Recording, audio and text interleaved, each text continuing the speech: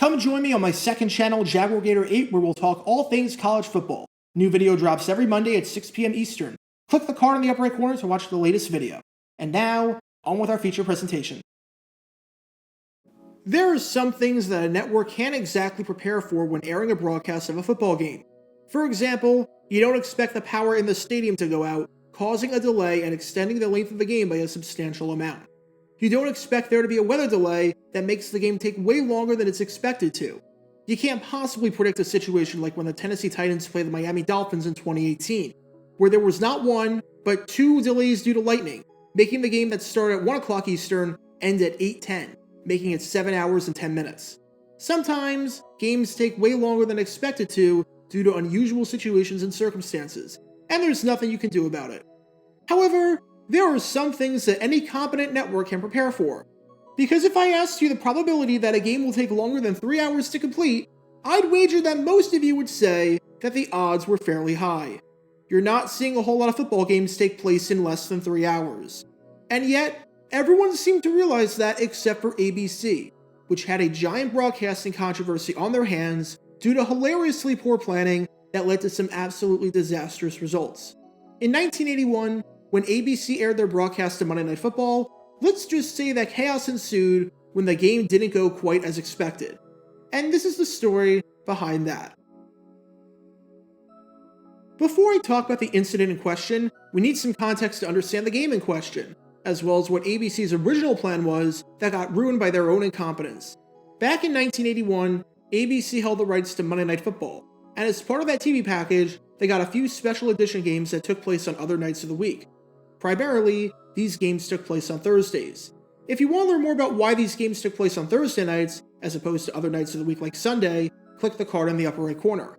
And for the 1981 season, there were 3 of these special edition Thursday night games. In Week 14, the Houston Oilers would play the Cleveland Browns in an AFC Central rivalry game. In Week 3, 2 playoff teams from the previous year would play each other, as the Buffalo Bills would play the reigning NFC champion, Philadelphia Eagles.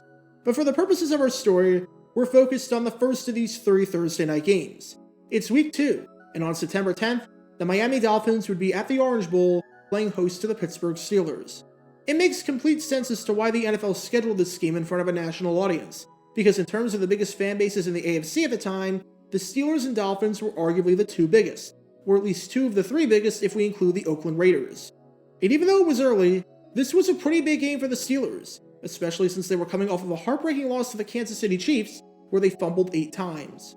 As Steelers quarterback Terry Bradshaw said on the importance of this game, especially after a season where they missed the playoffs for the first time since 1971, if we were coming off of a good year, people would just say, hey, this is still a great team. But we're coming off of a bad year, and I don't think they're overreacting so much as being a little bit concerned. In football, it's so important to get off to a good start. Well, we didn't. And now, everybody's scratching their heads and wondering. This was going to be a big game, with millions of people across the country watching it. And the game was set to kick off at 8:30 p.m. Eastern. Obviously, this was the marquee event of ABC's primetime block that night. However, when you really think about it, 8:30 is somewhat of a weird time for a football game to start. Think about it. If the game started at 8 o'clock, then that whole game would make up your primetime block. The game starts at 8 o'clock, it's over sometime around 11 o'clock, and then you show the news in your late night television. But by starting at 8:30, ABC needs something to air before in some markets and after in other markets. And since they didn't do a pregame show, they decided that this would be a good time to show a brand new television show as either the lead-in if you were on the East Coast, or the lead-out if you were on the West Coast.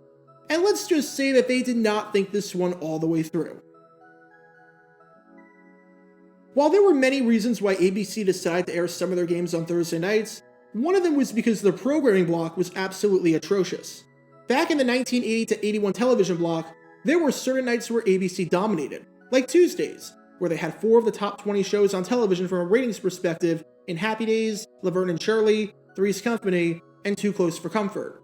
And then, there were certain nights where ABC took a big fat L. Thursday nights were a wasteland for the network. At 8 o'clock, you had Mork and Mindy, which, while great in the ratings in its first season, finishing 3rd, by the 3rd season in 1980-81, had taken a complete nosedive, finishing 49th. At 8:30, you had Boss and Buddies, which completely flopped in its first season and got renewed for season 2 only by the skin of its teeth. At 9 o'clock, you had Barney Miller, which had taken a nosedive in the ratings, going from 15th in Season 5 during the 1978-79 season to 34th in Season 7 during the 1980-81 season. At 9:30, you had It's a Living, which flopped so hard in the ratings that for Season 2, they changed the title of the show. And at 10 o'clock, you had 2020, a new show that still exists today, but back in 1981, paled heavily in the ratings to 60 minutes. ABC needed to spice up its Thursday night lineup, and they figured that the best way to do that would be a new series. With that, they decided to create a sitcom called Best of the West. The premise of this 30-minute sitcom was simple, as it was a comedy based in the Old West. ABC was banking heavily on the show. Instead of starting the series later in the year sometime around the end of September or the beginning of October, they were ready to air it in early September, with the pilot episode airing September 10th. They got multiple Broadway stars, including Joel Higgins. ABC really thought that this show was going to be a hit, and was going to revive their Thursday night lineup to make it competitive with NBC and CBS. Now, reviews for this series were pretty mixed. One writer called it the best new series of the season, and a hilarious show that was the best new comedy. Another writer echoed those thoughts, and said that within the first 10 minutes, the room was laughing as though they were watching Blazing Saddles, because it was that funny. However, it wasn't universal praise. One writer said that the show was corny and repetitive, lacked a sparkling script, and had nowhere to go but up. And another writer, in an absolutely glowing review, said that the show was not the worst. That's always a good sign when someone asks you how a show is, and your response is, well, it's not the worst thing I've seen. This seemed like a truly polarizing show. You either loved it, or you hated it. You either were laughing your guts out, or you were perplexed as to how people found the show funny or entertaining. And by airing the pilot episode before every other show, they were hoping that they could get a jump start on the other networks and lure people to ABC. Now, if you were on the East Coast, this was the lead-in show to the Monday Night Football game. So with the game starting at 8:30, you were getting the show at 8 o'clock. And if you were on the East Coast, there was no controversy or no problem whatsoever. You were able to watch the pilot episode in its entirety and then see the game. Heck, you might not have even known that there was a problem on the other side of the country. But on the West Coast, this was the lead-out show. And you might be able to see a problem with this that ABC, for some inexplicable reason, never took into account. Let's talk about the length of a typical NFL game. If you think the game is long today and is a bit of a marathon experience, back in the 1980s, it was a completely different beast. Games routinely took 3.5 hours to complete.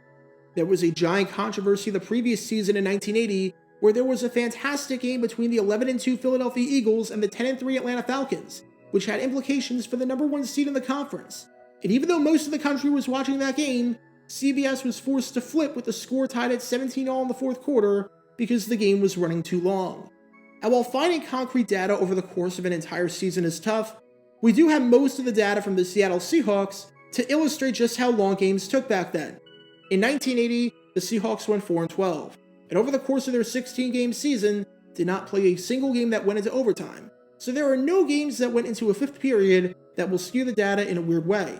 As a side note, if you want to learn more about that 1980 Seahawks team, click the card in the upper right corner. Unfortunately, there is no data from their Week 4 game against Washington, which they won 14-0, their Week 12 game against Denver, which they lost 36-20, or their Week 15 game against San Diego, which they lost 21-14. However, we have data from their other 13 games. Over those 13 games, 10 of them took longer than 3 hours to complete. The average length of their games, from the time the ball was kicked off until the time the final whistle sounded, was 3 hours and 4 minutes.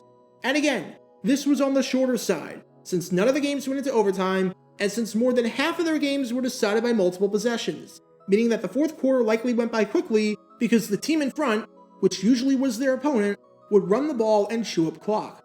Games were long back in 1980. The odds were slim that you were going to play a game in under 3 hours, and this was especially true when it came to ABC and Monday Night Football. The game didn't actually kick off when it was scheduled. The game kicked off about 10 minutes after that. Since you need to do the television intro, you need to do a bit of a pregame preview, and you need to air the national anthem. If a game was supposed to kick off at 8:30, it was going to kick off in actuality sometime around 8:40 or 8:45. By this point, literally every single person knew that you could not finish a Monday Night Football game within 3 hours. That was seemingly every person except for the head executive at ABC.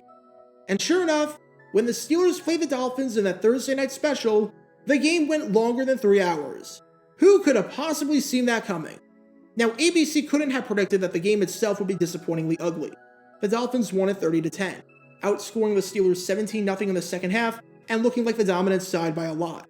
The Steelers committed 10 penalties, got manhandled on both lines, failing to record a single sack while allowing 4, and they had a really rough game on special teams, missing a field goal, having a few short punts, and allowing Tommy Vigorito to return a punt 87 yards for a touchdown in the third quarter, which was the first touchdown of his entire NFL career. However, they absolutely could have predicted that the game would not be over by 11:30 Eastern, and would end sometime around midnight. Again, on the East Coast, this wasn't a problem. There was no more programming to air, as they just went straight into the news. But on the West Coast, you can probably guess what happened next with regards to ABC's stupidity.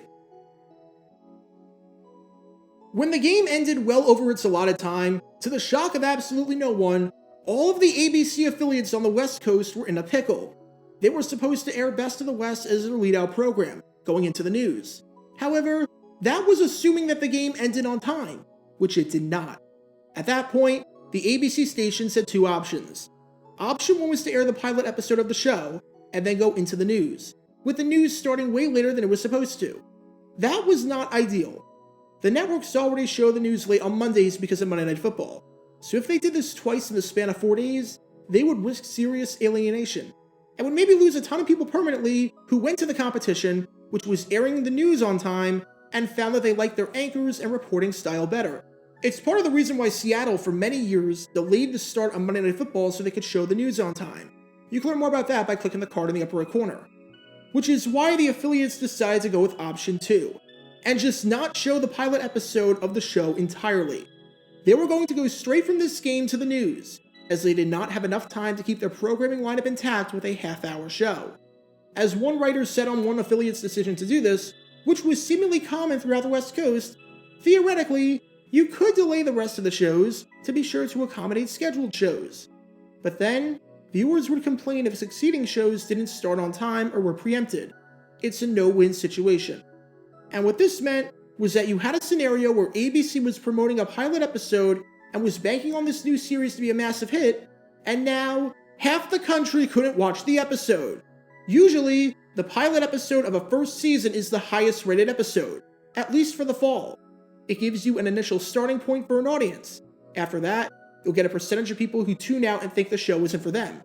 So by not having the pilot episode air in half the country, you've essentially killed your show before it even started. And what was crazy about this whole thing is that at halftime of the game, the halftime show was centered around Best in the West, as Howard Cosell talked with Joel Higgins about the show with the intent to promote it. And half the country couldn't even watch. They promoted what was, in essence, a non-existing product. And sure enough, based on that spectacular flub, it's not entirely surprising that Best in the West never had a chance at working. When the ratings came in after the pilot, unsurprisingly, the show was a bit of a flop. They were not a flop on the East Coast, as it was a successful lead-in program to that Steelers-Dolphins game. But on the West Coast, where it was the lead-out program that never actually let out, it was a mess. Kind of ironic that a show about the West couldn't even be shown in the West. The show continued to slip in the ratings. By the winter, it was airing on Friday nights, which is where TV shows go to die. Especially back in 1981 if you were on a network not named CBS, because you would have to compete against the Dukes of Hazzard and Dallas, the #1 rated show in the country. And ABC wound up canceling the show after 1 season. All that star power, all that promotion, and all that publicity, and it couldn't survive 1 season. And perhaps the start of the downfall was before the show even aired, because ABC couldn't be bothered to realize that, even though they've aired the NFL for over a decade at this point, a football game takes more than 3 hours to complete. A truly shocking revelation. So what's the lesson of the story here? Football games take more than 3 hours to complete. It's not rocket science. It's not a new concept. If you're planning for something to air on time or else it won't air at all, for the love of all things good and pure, if you've only allotted 3 hours to a football game, don't air that program. Who knows whether or not Best of the West could have survived if ABC did the logical thing and didn't decide to make the pilot episode of it the lead-out program that never actually wound up leading out anything. But we do know this, both in terms of hindsight and foresight. Based on ABC's stupidity and incompetence with regards to their scheduling program, Best of the West quickly became the best of absolutely nothing. Get your official Jaguar Gator 9 merchandise by going to jg9shop.com, and be sure to like this video, ring the notification bell, and subscribe down below if you haven't already, as it helps the channel out a lot. And be sure to check out Twitch every Wednesday night at 9 p.m. Eastern for your chance to play NFL Trivia and win cash prizes. Link in the description below. If you want to see videos like this condensed down to 60 seconds, then follow me on TikTok at Jaguar Gator 9. To see college football videos, subscribe to Jaguar Gator 8. To see highlight videos of players throughout the history of the NFL, subscribe to JG9 Highlights. Also, special thanks to all of our Patreon supporters for helping out the channel. Your support is greatly appreciated. So you can become a patron and request future video topics in the description below.